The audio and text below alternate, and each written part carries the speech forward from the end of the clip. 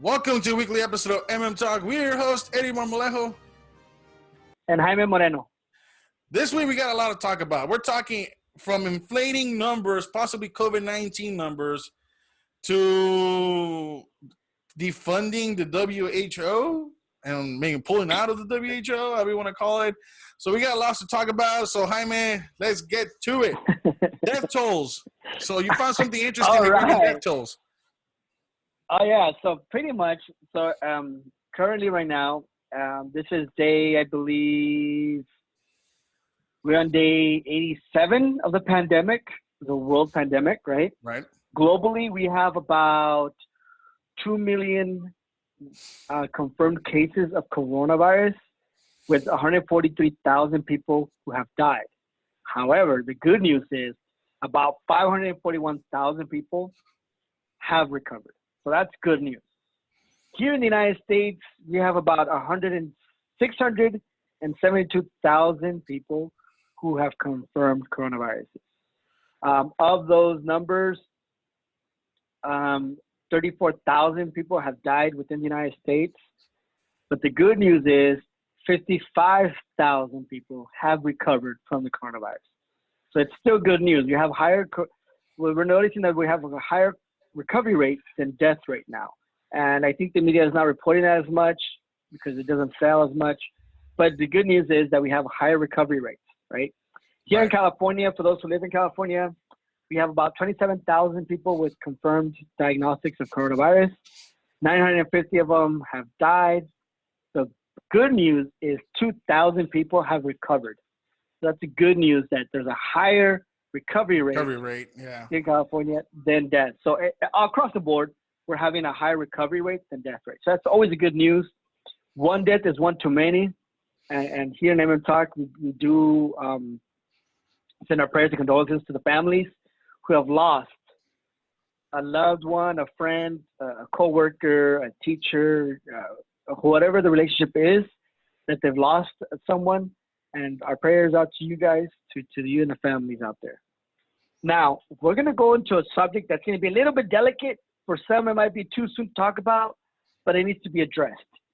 And recently, the New York Times came out with a report talking about the death toll numbers. Okay? So in the article titled, NYC Death Tolls Soar Past 10,000 and Revised Virus Count, they're saying that the city has added more than 3,700 additional people who were presumed, let me repeat, who were presumed to have died from coronavirus, but had never, I repeat, never been tested for positive.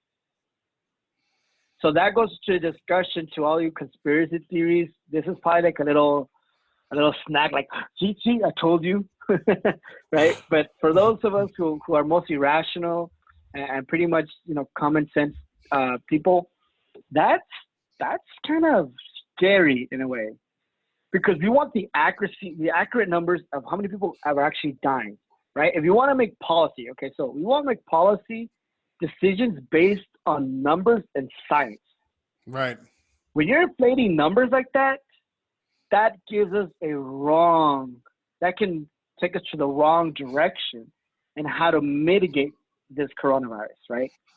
One of the biggest things the reason we're at home is because we need to slump the curve, okay? That's the reason we're home.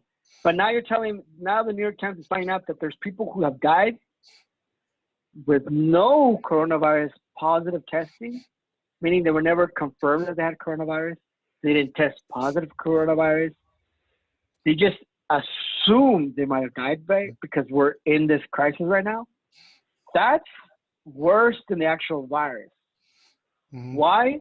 because you're counting people who might have died for other reasons, right? Complete different reasons, right? And now you're telling the public that more people are dying. So you're escalating the fear factor. You're reporting a dangerous number of deaths in a sense that it's pretty much just the fear factor that's going on. It's the fear factor. And I'm not saying that they're purposely scaring people, but if you have like 1,000, if you have 24,000 people, or what did I just say earlier? We have about 34,000 people who have died. That's a lot. No, it's a good point you bring up, because, but there was an article here in California in the OC Register, where you're saying basically California should be making policy changes based on current trends, right? That's what's going on in the state. And when you have situations like that it influences a lot of the policies that a state may choose to take up on. Like, so extending, for example, New York extended his stay-at-home order till May 15th. Stuff in situations like that. When you have cases like that, it influences decisions like that easier, I believe, due to the fact that you're counting non-COVID-19 deaths as COVID-19 deaths, and that's really irresponsible to do, in my opinion. It is. I totally agree, because if you're trying to say, okay, we need the facts and the numbers to make the decision, just like you said, if you have skewed numbers or inflated numbers, that ultimately affects. So we can be in this lockdown longer than we probably should have been in the first place, right? Right. Because now you have those inflated numbers telling you, oh, maybe instead of, let's just, for the sake of argument, right? Let's just, for an example here, let's say that, just to make it simple, let's say we report 100 people dying, right? Right? So that 100 people die in a day, right? So that's going to make you make policy to try to avoid 100 people dying a day. But if the numbers are coming out that, actually not 100 people died, but maybe 70 people died, that still changes your perspective, right? That still changes your policy to, okay, there's 70 people, we'll still have to make policies to avoid 70 people from dying a day, but it's not going to be as excessive as avoiding 100 people from dying. Right. That makes sense? So that's dangerous. And I'm surprised, and I'm actually congratulating the New York Times for bringing this out, right? And being able to say, you know what? They're counting people who have died during this time period as coronavirus, even though they haven't tested for it, right? Even though they haven't been confirmed that they received coronavirus, right? So hopefully the numbers will very soon correct themselves, right? Hopefully. Because if we keep these inflated numbers, it's just going to continue this chaos, and that's dangerous. That's something we have to keep an eye out. We're not saying it's conspiracy theory, but we are saying that why they're reporting it that way is just laziness, unprofessional, and if we want a breakdown of what's going on, this is not helping. It's making matters worse. Right. Yeah, so we'll keep an eye on it. Oh, no, sorry. Go ahead. I was going to say, we're just going to keep an eye on it. But yeah, so as things go on. But, all right, so Army Hospital. And that leads us to the Army Hospital. Yeah. The Army Hospital currently in Washington closed. Okay? Right. The Army closed. Okay? They closed their hospital out there because, let me look for the article. I just had it right now. My notes.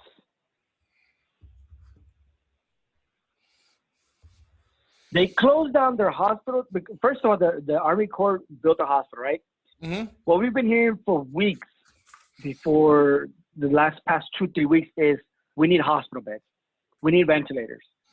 We're gonna overwhelm the hospitals. We're gonna overwhelm hospitals.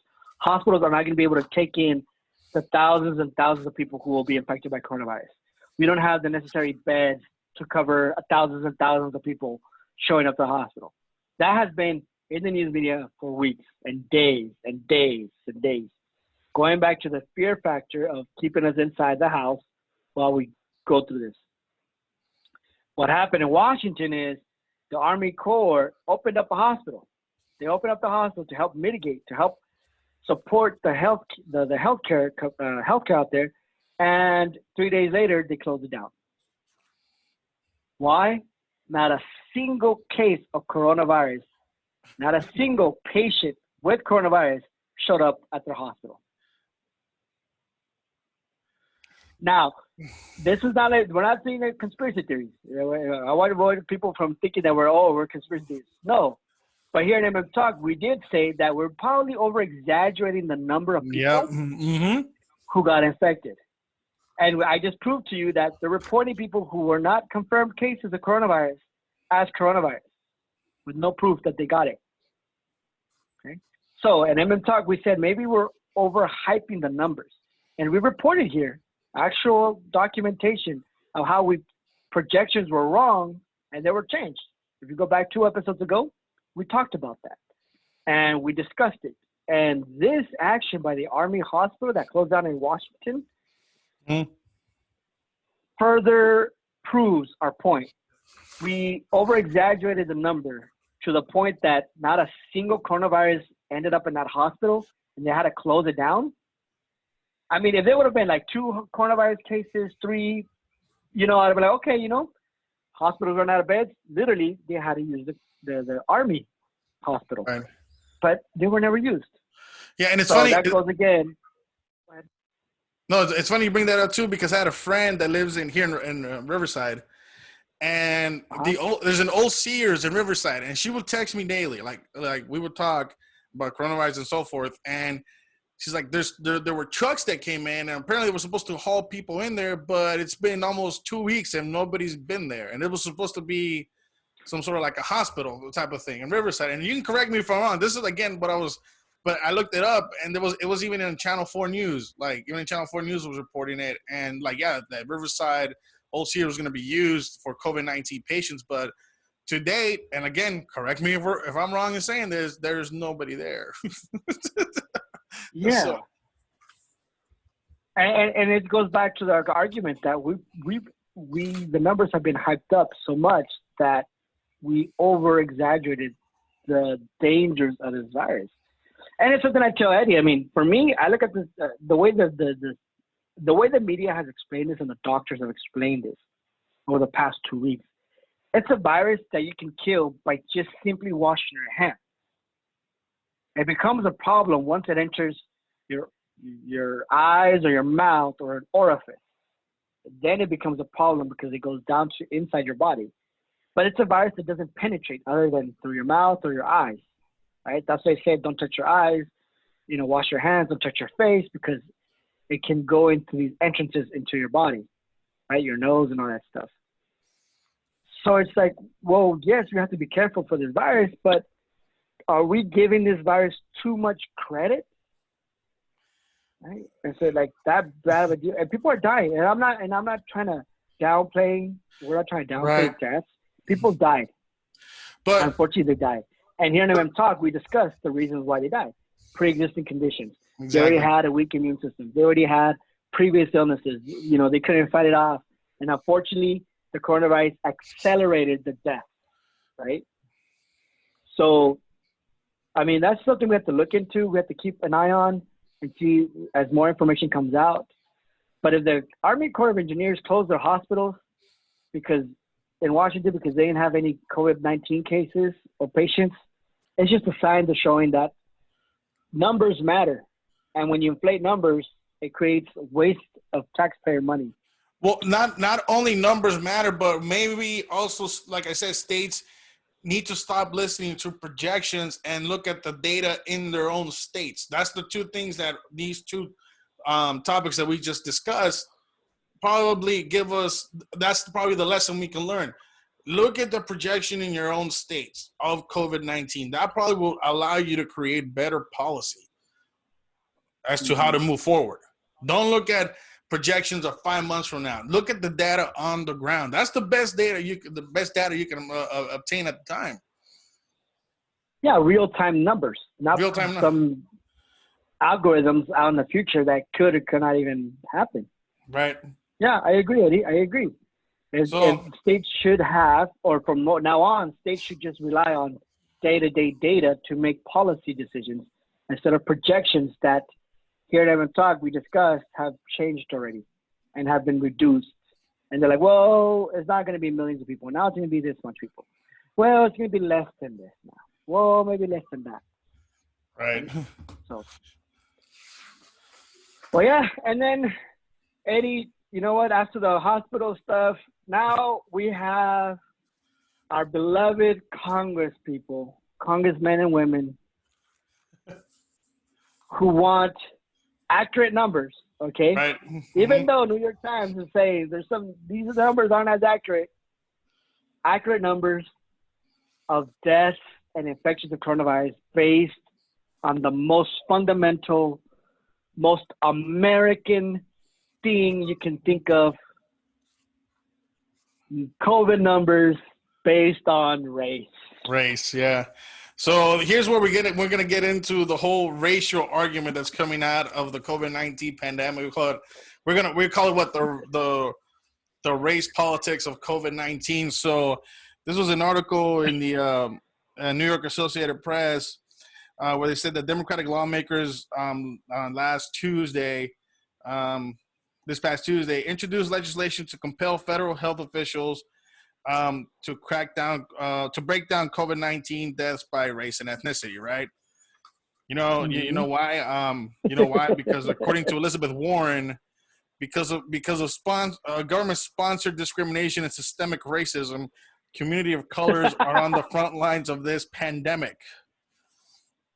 To effectively slow the spread of the virus and ensure our response is robust and equitable, we need comprehensive national data: who's getting infected and who's getting treatment and who is dying. Yes, because apparently to fight coronavirus, we need to end the systemic racism that's happening here in America. My goodness. That's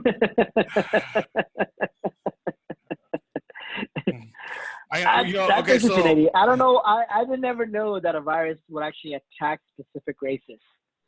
Yeah, from what I know, they don't even care. Because one of the, as I referred to him a long time ago, one of the members of the Cheetah Girls, you remember Ayanna Pressley?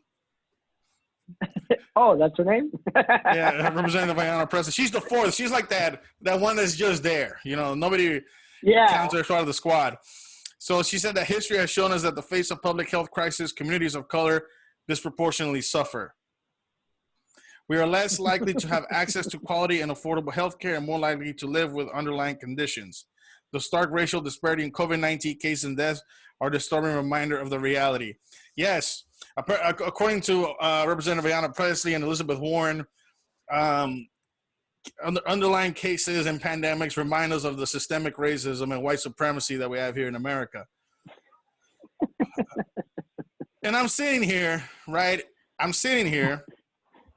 this is something even Alexandria Ocasio-Cortez said a couple of weeks ago. And when I even read her tweet about how she believes that COVID-19 is attacking communities really hard of color, right? I'm like, what does race have to do with anything? What are we talking about? Like what, right? But what have we learned from COVID-19? That if you have pre-existing conditions such as high blood pressure, diabetes, overweight, right? You have asthma, you have some sort of pre-existing condition, COVID-19 can worsen that. Okay? So I'm saying, okay, so is it something that it's really about the system, or is it something that we're actually not willing to admit that that's just actually in our communities? So I basically went to the CDC, right? CDC website. And if you look at the numbers for diabetes, African Americans are at 13%. 13% of the population is diabetes. Excuse me. 13% of African Americans have diabetes. Okay, that's followed by 11.2% of Asians and 10% of Hispanics.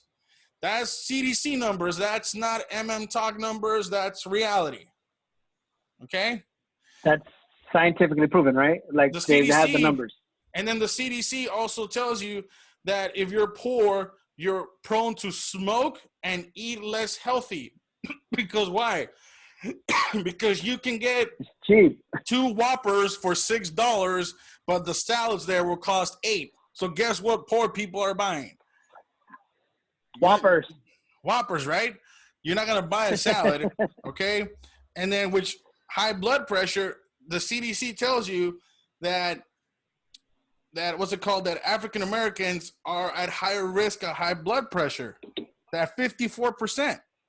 That's followed by Wow. 46% of whites, and then 36% Hispanics. Why? Because we like the burritos, the tacos, the chicharrones, and I don't have to go on the whole menu, right? But we are prone to that. So what happened?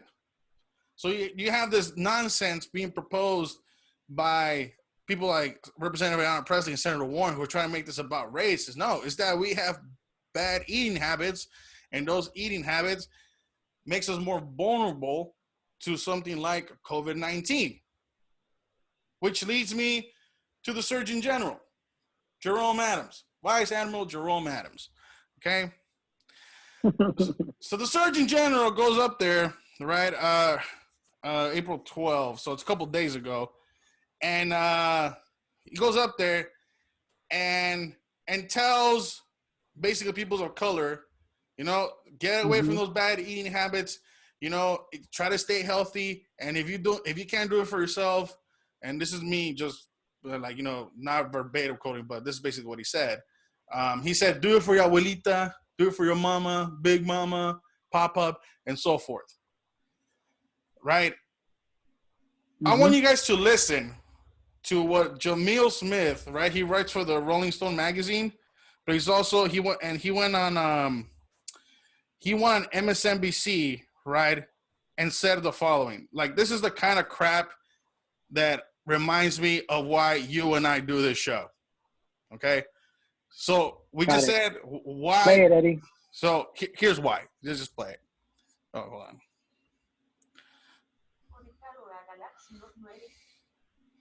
Let me see here. Is it going to play? Whether or not. Let me start over. Jamil, your response to that message? I think it's language that's steeped in racism. And while I would not necessarily call in the Surgeon General racist, because we don't need to get into that debate, what he is talking about is essentially we need to take personal responsibility wholly for the consequences of this pandemic on our communities, which is entirely ignoring the systemic factors that have contributed to it, and also, frankly, makes the entire community unsafe. I think we need to understand the character of this disease is one that is teaching us a lesson about how racism and white supremacy work in this country. We need to understand that white supremacy doesn't just hurt the communities which it marginalizes, it hurts the white people who it claims to lift up and prioritize. Okay, I'm done. All right, so what? Did he just say that coronavirus exposes how white supremacy benefits? So here's the thing. Here's I don't understand how that makes sense. The argument makes absolutely no sense. He's basically saying that the Surgeon General's language is steeped in racism, but he's not going to address that because that's not the debate he wants to have. So wait a minute. If racism is the debate, how come you're not addressing that? But hey, whatever. Okay, fine. Uh-huh.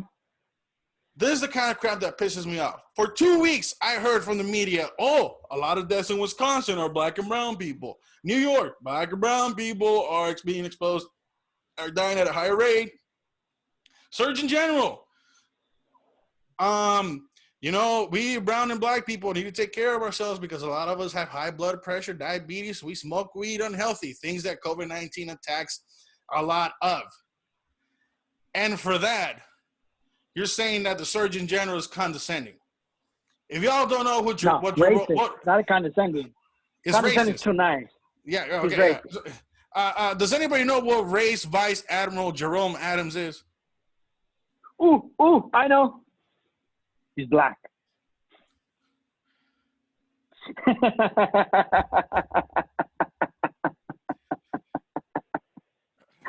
A black man is racist for calling out black people and their eating habits.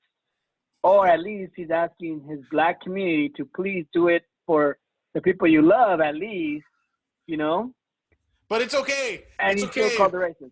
It's okay but for... if a liberal does it, Yeah, exactly. That's what I was going to get to. It's okay for Alexandria Ocasio-Cortez to mock black people's accents. It's okay for Joe Biden to tell you they're going to put you back in chains. It's okay for Hillary Clinton to be like, I did not get here on other band's merits and all that nonsense she ever says. Okay? It's okay for Barack Obama to say that probably parents should spank their black kids more because they're being misbehaving. All that. That's okay. But a black conservative, I don't know if he's conservative, but a black vice admiral, surgeon general of the United States, right? Telling black people. Who happens to be under Trump administration. Under the Trump administration. The fact that he's been called a racist is because he literally works for the Trump administration. That's why.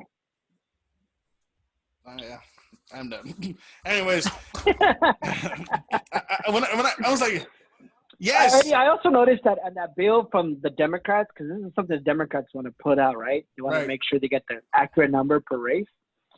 I noticed that they didn't put anything on gender. So I wonder if they're going to do anything on how many gender identities are affected by COVID. I think that's plus genders. I don't know. I think that bill's going to come down the tube sometime. But what I'm trying to get at is that they want racial, sex, and all that, but not gender. So I guess what I'm trying to say is that there's only 2 genders instead of 63 plus. So, anyways. Ridiculous. So, coronavirus, does it attack only Latinos and blacks? We're going to keep an eye on it. Pretty much, and it's pretty straightforward. I mean, somebody like New York has a high Latino and black population too, right? Right. But why don't they also look at the Jewish population? That's a race too. Why don't they also look at the Asian population, right? Why not that? But they want to focus on black and brown because that's their vote. Audience. That's the vote. So anyways, now that we're on that topic, California just recently decided, the governor of California has become the forefront. No, wait, we can't go to California yet. We forgot one more thing because it still deals with racism. What is that? China. Oh, that's right. Let's go overseas real quick. China. So, if y'all want to see some who calls everyone racist for calling them out for the virus they produced, the irony of what they're doing now is just overwhelming. Eddie, what is going on in China? I hear rumors, but now they're confirming them. So. Article in the Daily Mail UK, uproar as McDonald's bans black people from entering the store as Chinese city and a Chinese city out of fears of they might have coronavirus. Oh my God. Are you serious? Does anybody want to ask Joe Biden if that's hysterical xenophobia? I'm just asking. We could ask him in a debate. So they're reporting there's an online video that's circling around, and it says that, and it shows that we've been informed from now on black people are not allowed to enter a restaurant, and that was in the Chinese city of Guangzhou. Okay, so it went viral. Okay, this is why this is important and how you really distinguish racism. This is literally a restaurant in China.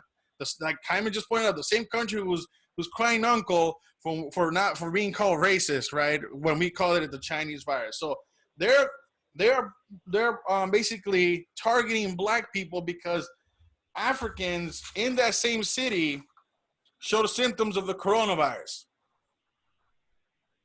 right? That's what happened. And not only that, it's worse. There's people being driven out of apartments. People that are told they can't eat anywhere. There's an article here in Quartz Africa that was published in the 11th that says, after enduring months of lockdown, Africans in China are being targeted and evicted from apartments. Right? So they're sleeping outside. They can't eat food, luggage on the streets. There's videos of cops carrying luggage into the streets, right? There's videos of that. This has created an uproar in the African Union. Right, many countries like Nigeria, let me see, Ghana. Let me see who else is in here. Nigeria, Ghana. So far, that's all I see here. It looks like I just focus on Nigeria. Oh yeah, Kenya, Uganda. Right, those nations have basically called their Chinese foreign ministers to to their offices and be like, "What's going on in China? Why are we being targeted like this?" You know, Yeah, so they need legal help. Yeah, so being locked down for months, and then a suspected cases of coronavirus. Basically, you're telling people you can't go into restaurants, you can't sleep anywhere, you got to stay outside. People can't give you food. What are they supposed to do? That's racism. That's xenophobia. Straight out. That's straight up xenophobia. And you know what? The Chinese are not pulling back a little bit on this type of policy too, because guess who's giving coronavirus aid to Africa? China. China. China. So here's China being racist to Africans in China, but instead, and it's pulling back somehow in its policies because it doesn't want to lose its contracts in Africa. Like, are you kidding me? Where's Van Jones? Where's your boy Van Jones? Where's Fredo? Where's Rachel Maddow? Where's Black Lives Matter? Where's Black Lives Matter? Where's Lemon? Where's Mr. Lemon? Where's Don Lemon? Where are all these people? Where's the outcry? Where's the outcry of? Where's AOC? Where's AOC? Where's Rashida Tlaib? Where's the squad? Where's Bernie Sanders? Where's Joe Biden? I mean, Joe Biden probably gonna say he was sleeping on the streets. Yeah, with Warren. Yeah, where are all these people? Where are all you people on the left? Africans are sleeping on the streets, and literally being evicted. Oh well, I guess that's sad. But Donald Trump closing the border ahead of time to try to prevent further transmission of this virus in the United States, that's hysterical xenophobic. Mm-hmm. It is xenophobic. and this is literally African Americans. I mean, the population of African immigrants in that city is about 13,000 people. Mm-hmm. Okay. So even if the number is so low, but yet it's a specific group they're targeting, right? If that's not racist, then nothing in the world is racist, because that's literally racist. The president called it a Chinese virus, and they made a big deal out of it, and they were telling him that he's a racist and that's bad, and how anti-Asian sentiments were all of a sudden on the rise because of it. Where is the media reporting how dangerous that is for Africans who are literally, like Eddie just explained, being kicked out? And Eddie, I don't know why the media decides to look the other way when China does humanitarian abuses and literally racist actions, and they're just like turn the other cheek like it doesn't exist. They put a million people. They put a million people in re-education camps. Silent. They're evicting black people into the streets. Silent. They're not letting them in restaurants. Silent. You know? And it's pretty sad how the media. How dare you? How dare you call it Chinese virus? My goodness. Let's move on. I'm just getting agitated with that. Oh my God. So hopefully our thoughts and prayers to the Africans out there in China. Hopefully it works out for them. And China, it's actually, punishes the people who are doing that, right? Which I doubt, but hopefully they're able to get their lives back together. Now we move on to California. We're coming back to California now.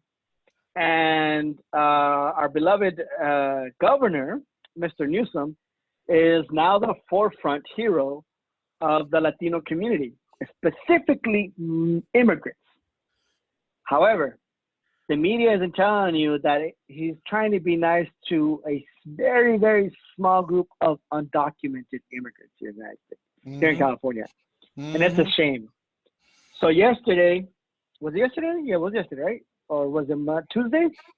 What's today? Thursday, Wednesday. What day was it? I just forgot the date. Hold on. I believe it was yesterday. Yeah, on the Wednesday. Yeah, Wednesday. Yep, I just forgot the date. Yeah, I just saw the article. Yeah. It was yesterday. Governor Newsom has pledged $125 million to undocumented workers in the state of California. That alone has made him a forefront advocate and hero to the Latino community. Mm-hmm. However, what the media fails to tell a lot of people is that $75 million of that is being paid by the state. The $50 million, in order to complete the 125, $50 million has to be raised by charities and nonprofits.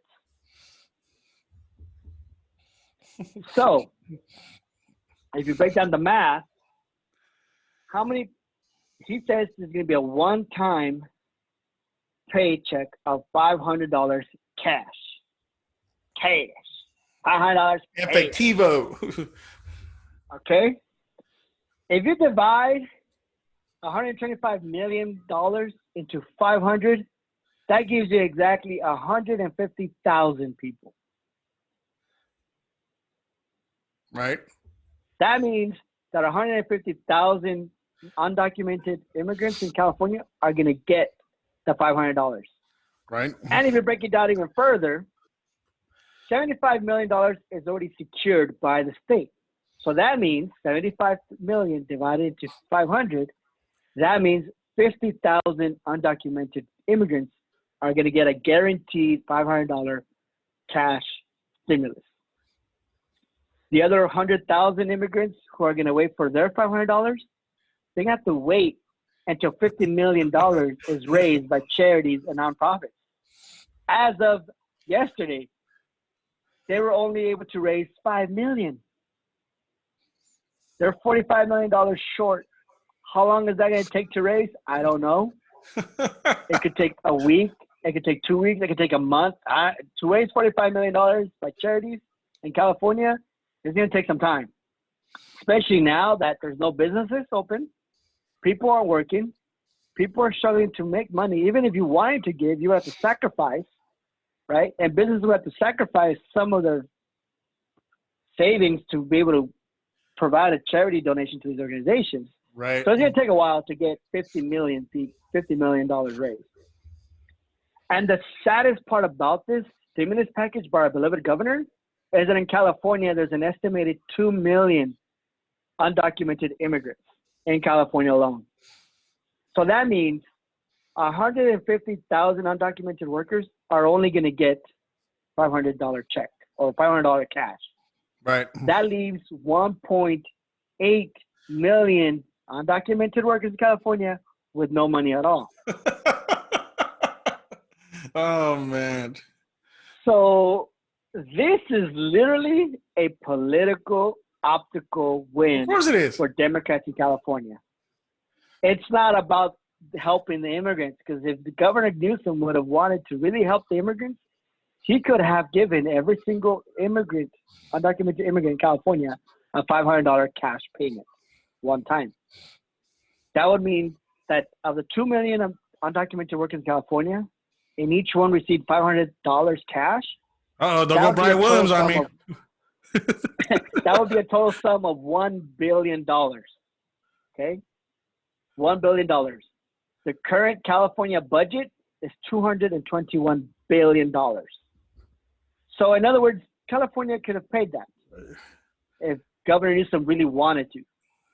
But in our opinion, he just wanted to look good on paper and in the news for now. But in reality, he didn't really do enough. And that's the sad part. And that's the sad part about a lot of Democrats. They'll come out here and say they'll advocate for you, for immigrants and undocumented, we're going to fight for you. But when it comes down to actually walking the walk and talking the talk, pues sí. See, and that's the thing. Like we can get into a whole debate on taxpayer money, all the punchlines, like why is it unfair for taxpayers and all that. Just like you said, take it at face value. The state budget is $22 billion. It would cost $1 billion for this state. 221 billion. 221 billion? Yes. 221. That was the state budget. Yeah, that's from what I left off. Okay. So excuse me. I could be wrong. You know what? Let me confirm right now. Just go ahead with your thing. I'll confirm right now. So Jaime, we can talk about here how is it unfair to taxpayers. The whole basically, we could have an immigration debate on this, but we're not going to.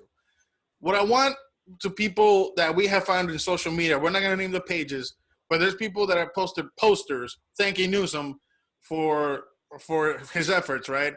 And I'm like, are you freaking kidding me? Are you kidding me?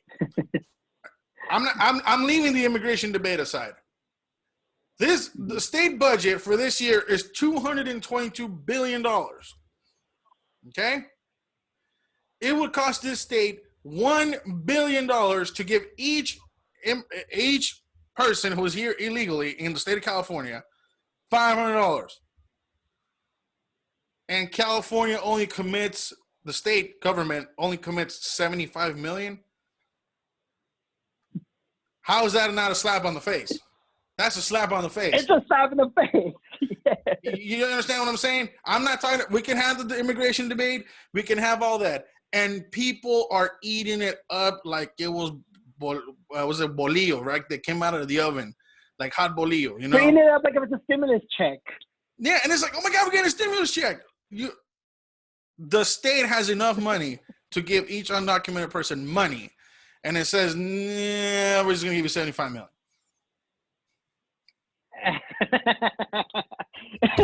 And that only leaves 50,000 of you can get it. I'm not even going to get into the immigration debate. I'm just saying this is just retarded. No, and it's not getting into immigration. Yeah, I totally agree, Eddie. You're right. It's not getting into immigration debate. We're saying that if you're going to do this, do it right and do it all the way, right? Yeah, if you're going to make a statement, make a complete statement. Don't give me a rough draft of the statement because this is what you just gave me. and it's insane how in the Latino community, I feel bad for the community, for the raza. Like, yeah, but if you look at who's getting the money, you ain't getting the money, son. If you're part of the 2 million undocumented, your chances of getting that money, you're more likely to get into Harvard. Okay, this incoming class into Harvard, then you are probably to get that $500 cash from the state of California. Yeah, because 150,000 people are going to get it out of 2 million. Okay, you're most likely you have better chances of getting to Harvard and Yale and Stanford and all those Ivy Leagues than you would get that check. All right, and speaking of, let's stay with the governor for a second because. Remember last week we went into the article that Gavin Newsom just bought $1 billion worth, which is what he could have given every single illegal immigrant person here in California. He'd rather spend that on masks from China. Okay, so it was an article in the California Globe, and it's basically an extension of an article from Vice Vice News, right? Yeah, Vice News, where they take a look. They take a look at Gavin Newsom's $1 billion deal with his company BYD. You want to learn what BYD is? Again, they're just a manufacturer of basically batteries and electric vehicles. Okay, that's what they're known for. Mm-hmm. Okay, but what happened here is as you dig in, you start to find out that BYD is really a shady company. They have a history of shipping defective products, okay? The FDA barred BYD from getting federal contracts up to recently, okay? And the reason was that due to the fact that we discussed in MM Talk, we only have a certain number of manufacturers that produce these kind of equipment, and they're not producing at the rate of demand. So what the FDA is, they allowed foreign companies, right, based on certain criteria to actually allow to sell these products here in the United States. And when you look at BYD, they hired somebody, and I'm not even going to try to pronounce his name. They paid him what did they pay him? Hold on. $20,000. $20,000 to basically cut through the red tape that would allow this company to be basically to seem itself legit in order for the FDA to approve them to sell products here in the United States. Mm-hmm. So, but how did they get to that point? We have to remember that BYD, even though it was banned by the U.S. government from selling stuff, they created a baby company, and they registered it with China back in February 7th. Remember? Right when the whole pandemic.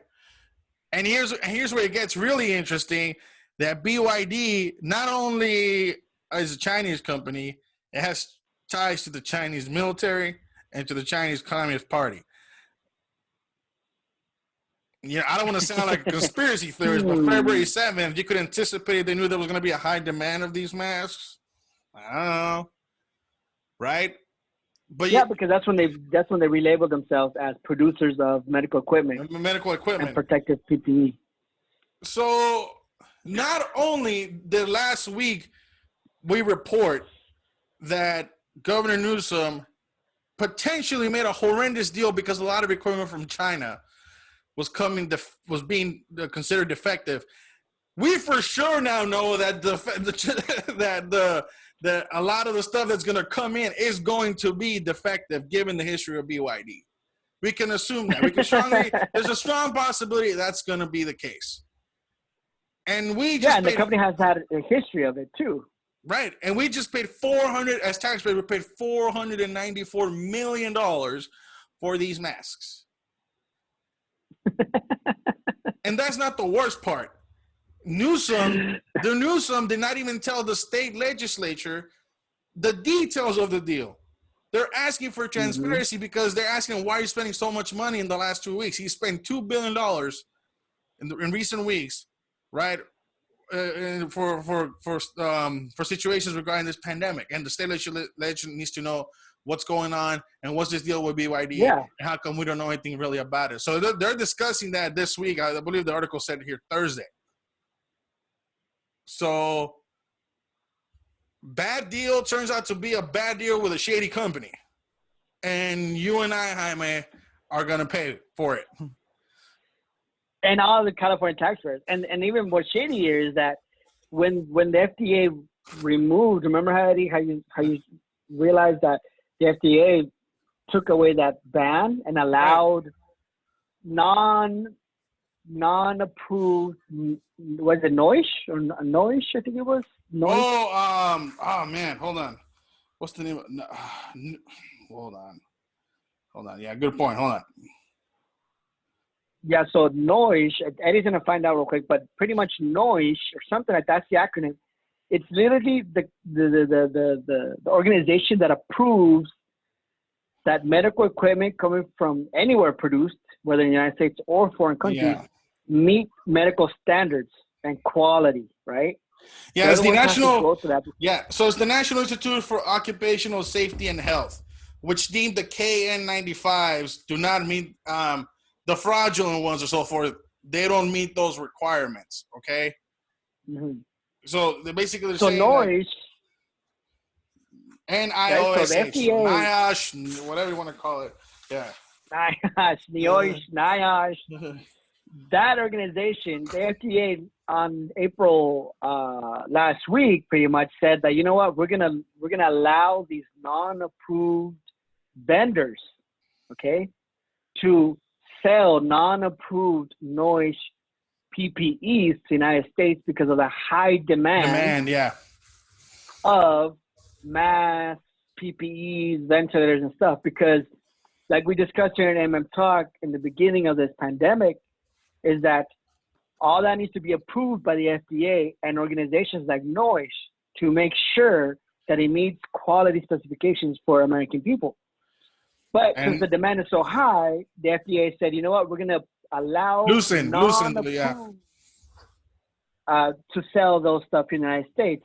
It doesn't say the government is permitting such things to be, but it's telling people, hospitals, states, local municipalities, local health departments, it's telling them we're gonna let them sell these things because of the high demand.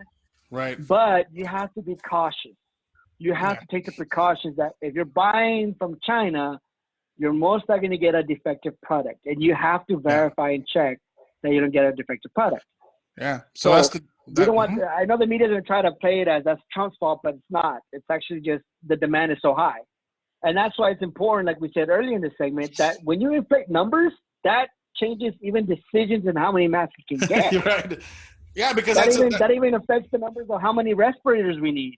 That changes the numbers of how many equipment stuff we need. Because if you have inflated numbers, then you're demanding more than what you actually need. Yeah. You're stressing not only the hospitals, but you're stressing manufacturers to produce the equipment that they need.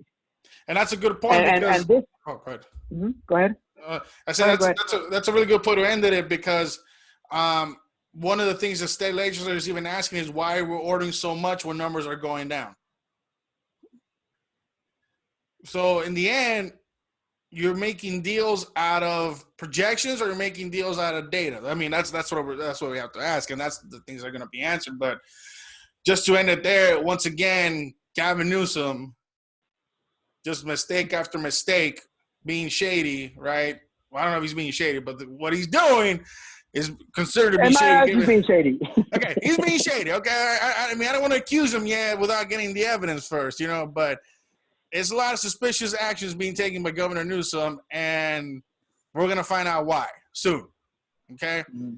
But let's just end this show here with this last segment, which is something that we talked about a couple of weeks ago, and that people still seem not to understand.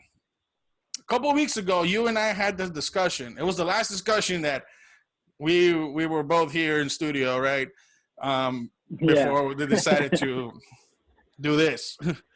And we talked about how experience was lacking here in the United States as far as responding to a pandemic here in the homeland at this level, right?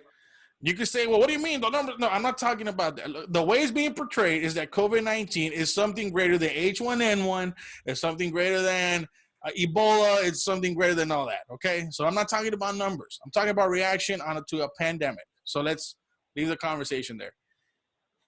And Jaime and I, we were like, okay, we know that bureaucracy plays a big role. We know that bureaucracy plays a big role. We understand that when we were first being told, no, it's not affecting the homeland. We don't think we need to start worrying about that yet. As more intel came along, the states reacted to that. And that's what a country can do when it does not have the experiences that some other countries has had. Okay, so the article in the National Review by Jim Girardi, who is a senior political correspondent at the National Review, as the article says, experience counts when it comes to a pandemic. Okay, and quote, the more I study how countries have responded to the contagious disease outbreaks, the more I suspect the way countries responded to the threat of the coronavirus was driven by pre-existing culture and previous experiences with contagious diseases. Heading into SARS-CoV-2 epidemic, the United States had been lucky with disease outbreaks. This century has seen a variety of outbreaks that generate news headlines around the world, but most of these diseases did not reach the United States that badly at all. Something that you and I had said. It did not reach the United States. Ebola, Zika, all those foreign, they were controlled at a foreign, foreign. They were controlled outside our borders, right? It didn't make it to the homeland as bad, yeah. Yeah, look, okay. So Hong Kong, South Korea, Japan, Taiwan, Singapore, all these countries' populations have endured much more severe outbreaks of contagious diseases in recent years. All of those countries' populations have been conditioned to take any reports, rumors about contagious diseases seriously. And that's when I said, bingo. Because not only is it something that you and analyze, somebody else is confirming it. That when Korea was starting to receive, oh, wait, there's something going on in I forget the name of the province again, but we need to go there and check it. And then they find out, where did you go? Or where did this church go? China. Wasn't there a rumor of some influenza-type disease going on in China? Okay, no, we need to start quarantining. We need to start handling business. And that's why they got to do what they got to do. Taiwan, you can understand why they don't trust the Chinese, if you know. I mean, but Japan, if you know the history of Taiwan and China, right? And it even says here, it should not surprise us that even when first reports of the Wuhan flu or coronavirus grew in the first months of 2020, most Americans thought yet another overseas outbreak that sounded scary but will not affect their daily lives. This is what I'm saying. Here in America, we didn't think it was going to reach the homeland. And based on intel at the time, it wasn't known that 750,000 people who already left China are probably infected. And then at the time, but by the time China released the news, there was 5 million people that could have left the province. Right. So in essence, all this blame game of the government, federal government not ready, states not ready, who's responsible, who is not responsible, no one acted, this acted. It's actually, like Eddie says, other countries, Korea, they use it as a standard bearer because Korea has already had experience with this stuff, right? They've already dealt with this in the past. The United States hasn't dealt with this since 1918, since the Spanish flu, okay? So, like Eddie is saying, preparedness is what makes a difference. Well, and honestly, across the board, you have to learn by fire, trial by fire, unfortunately. That's true. Yeah, that's correct. Sorry, trial by fire will make you prepared for things like this. And honestly, from the local level to the federal level here in the United States, across the board, we weren't ready for this kind of stuff. And not only when we're ready for it, if the numbers are inflated, you're pretty much creating more problems, right? And like Eddie is saying, pretty much, like you said, Eddie, we didn't expect this. We never had this before. You can blame Trump all you want. Every single day, the media is blaming Trump 24/7. Yeah, you guys are probably tired of it. The left and the media is going to blame Trump, and then the right is gonna say, well, we were prepared and China didn't inform us. That's basically the argument you're seeing here in the United States. Mm-hmm. I mean, but who I'm going to side all with. Are true though. China didn't warn us, which allowed us to not prepare. Right. So that's true. Mm-hmm. That's one of the reasons why we're at the mess we're in. China didn't warn us. 2, even when we did get the first coronavirus case, it was just one person for like a month, 2 months almost, right? Mm-hmm. So we were like, okay, it's not that big of a deal. And then, boom, numbers started going up, right? And then we weren't prepared. California wasn't prepared. New York wasn't prepared, right? The federal government wasn't prepared. So all those things are true across the board. The difference is, like Eddie is saying, is experience builds preparedness. Experience allows you to know what to do in cases like this, right? Right. So we're going to wrap the episode up here. If you have any questions, please remember to subscribe to our channel here. Leave your comments below. Also follow us on our pages, Instagram, Facebook. Any questions at all, just let us know what we can address. And with that, we're your host, Eddie Marmolejo. And Jaime Moreno. This is MM Talk. And remember, we're tired of it too. We're tired of it too.